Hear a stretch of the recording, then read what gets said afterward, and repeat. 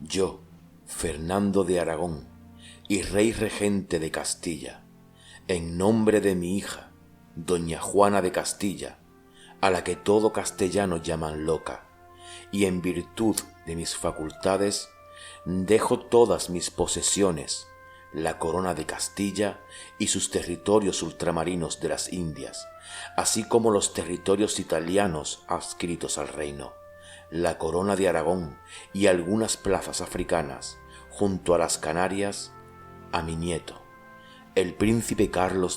¡Para! ¿Ese Carlos quién es?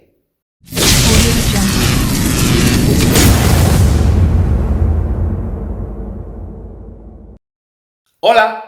Esta semana vamos a hablar por qué Castilla se negó rotundamente a que Carlos V de Alemania los gobernase. Y no solo eso, también vamos a tocar un tema que trae mucha cola. ¿Dónde está el oro y la plata que se traía de América? ¿Nos enriquecimos los españoles con los metales preciosos que se traían de América? Estoy que me lo quitan de las manos. Pero antes de eso, como ya sabéis, siempre os pido en el canal que me enviéis un vídeo o una fotografía de algún elemento patrimonial o de la historia que os rodea para que así, no solo yo, sino todos los seguidores, conozcamos cuál es tu historia. Y así, en este tiempo de pandemias que no podemos viajar, nos damos una vuelta por el mundo. Y esto es lo que ha hecho nuestro amigo y seguidor del canal, Alexander Jaramillo, que nos ha enviado una serie de fotografías y vídeos de unos lugares maravillosos que ahora mismo vamos a ver. Con Alexander nos vamos a México. Alexander es estudiante de la carrera de Historia y ha visitado yacimientos arqueológicos de la Isla de Mujeres, Tulum y Cobá, donde nos ha dejado estas maravillosas fotografías y vídeos.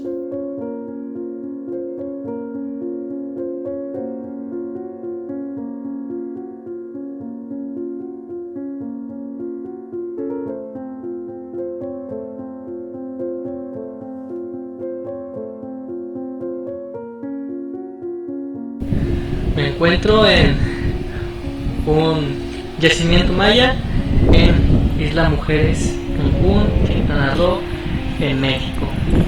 Un saludo a toda la comunidad de la Despensa del Mago y pues a disfrutar un poquito, ¿no? Muchas gracias por las imágenes y por tu apoyo, que sé que llevas tiempo perteneciendo al canal. ¿Y a ti qué estás esperando? Envíame ya una fotografía, un vídeo, un regalito del patrimonio y la historia que te rodea. Queremos conocerlo, queremos conocerte. Y ahora sí que sí. Carlos V de Alemania y I de España. Para poder conocer por qué los castellanos no querían que Carlos V los reinase, tenemos que retroceder un poquito más en el tiempo para entender qué estaba pasando en Castilla cuando Carlos llegó. Y así poder entender por qué la lió parda. Los reyes católicos negociaron el matrimonio de su hija Juana, que pasaría a la historia como la loca, y Felipe de Habsburgo, que pasaría a la historia como el hermoso. What the fuck? Tras la muerte de Isabel la Católica en 1504, su hija Juana hereda Castilla, mientras que su padre, Fernando el Católico, seguía siendo rey de Aragón. Su esposo, mujeriego y no muy buen marido, quiso hacerse con el control de Castilla, así que alegó que su mujer sufría enajenación mental para poder hacerse con el poder. Pero claro, Fernando el Católico no lo iba a permitir. Así que se abre una pugna entre yerno y suegro por ver quién se queda con la regencia del reino de Castilla. Esta pugna acaba en 1505 con la llamada Concordia de Salamanca, donde se acordó para Castilla un gobierno conjunto entre Fernando y Felipe, es decir, entre yerno y suegro, y totalmente al margen de la pobre Juana. Pero al hermoso solo le dio tiempo a estar unos meses en el poder, porque pronto murió. Juana lo pasó realmente mal, pero su padre, en lugar de creer que su hija estaba rota de dolor por su viudez, creyó que su enfermedad mental había empeorado. Así que no dudó en encerrarla durante 40 años en una torre en Tordesillas sin más compañía que la de su hija Catalina, quedándose él mismo con la regencia del reino de Castilla.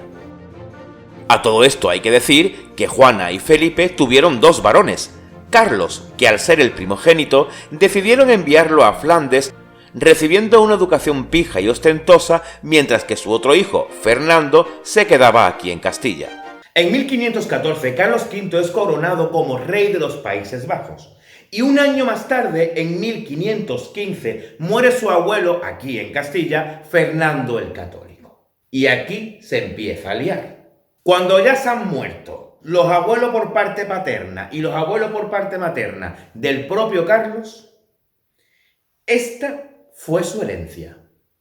Por parte materna, es decir, de los reyes católicos, heredó la corona de Aragón, con Sicilia y Cerdeña, el reino de Nápoles, la corona de Castilla y sus territorios americanos, el reino de Navarra, Canarias y varios territorios africanos. Y por vía paterna, heredó los Países Bajos, el Franco Condado, el Ducado de Borgoña, el Archiducado de Austria y el derecho a sucederle a su abuelo Maximiliano I como emperador. Y yo, dejar algo para los pobres, ¿no? Carlos llega a Castilla en 1517 y nada más llegar empiezan los problemas. La población castellana ya estaba enterada de que el tal Carlos iba a suceder a su abuelo Fernando el Católico como rey de España. Porque aunque Carlos fuera español, había sido criado desde muy pequeño en Flandes. Con lo cual la gente aquí se preguntaba, ¿Carlos? ¿Este Carlos quién es? ¿Este Carlos quién es? Claro, como el hermano de Carlos, Fernando, se había criado aquí, por normal que los castellanos quisiesen que Fernando fuese el sucesor. Es que yo no sé el católico, ¿por qué le dejó España a este? Si este no sabía lo que era ni la tortilla de papa, ni el jamón, ni los huevos fritos. Claro, y problemas añadidos era de que, como Carlos había pasado toda la infancia en Flandes, no conocía, no solo no conocía el funcionamiento del reino de Castilla, sino que encima no hablaba ni castellano. Vamos, que era un puto guiri. Aún así, en 1518, las Cortes castellanas le juraron obediencia. Y bueno, con muchos opositores el primer año, pero fue medianamente bien. Pero al año siguiente muere su abuelo Maximiliano, quien le había dejado la sucesión al trono imperial, aunque había otro candidato al trono, Francisco I de Francia, el que fue mecenas de Da Vinci. ¿Y cómo se resuelve un conflicto de estas características? Pagando. ¿Y cómo se pagó? ¡Bingo! A América. El 80% de las riquezas traídas de América se usó no solo para pagar la puja de la corona imperial a través de sobornos, favores y proyectos, sino que toda la riqueza que llegaba a Castilla desde América iban automáticamente para sufragar los gastos que conllevaba mantener un imperio de tal magnitud.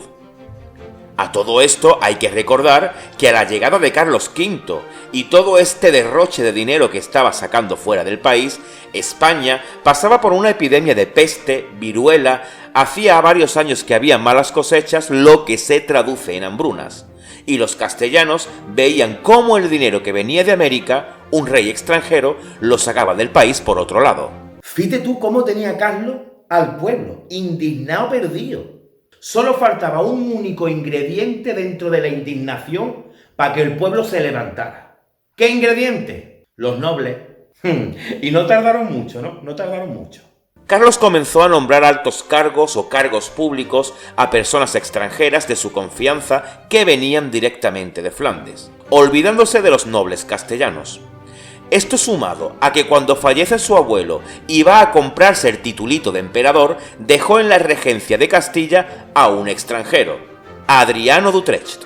Madre mía la que se ha liado. Se produce entonces la famosa revuelta de los comuneros de 1520 y 1521, donde se levantaron ciudades castellanas como Toledo y Segovia, apoyadas ya no solo por los nobles, sino por comerciante, campesino, hijos de vecino, ahí se metió hasta Doc Emmett Brown. Los comuneros crearon la Santa Junta de Castilla y se fueron ¿a dónde? A Tordesillas. ¿A Tordesillas qué? A la torre donde estaba encerrada Juani, para hacer la reina. Uy. Pero es que Carlos, que estaba camino de Alemania, no se estaba enterando de nada, ¿eh? Esto ni Pasión de Gavilanes.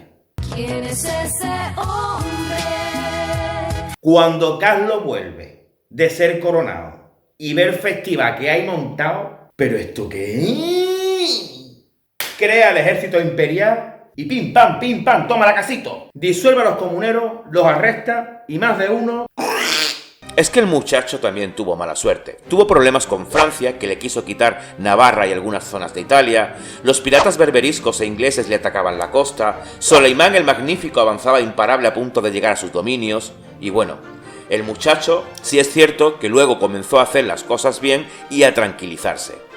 Bueno, es que de hecho, el propio rey de Francia se alía con el papado y a Carlos no se le ocurre otra cosa que saquear Roma. Este tío estaba flipado, ¿eh? Y cuando ya creía que todo estaba tranquilito, llega un tío para tocarle los huevos otra vez. Lutero.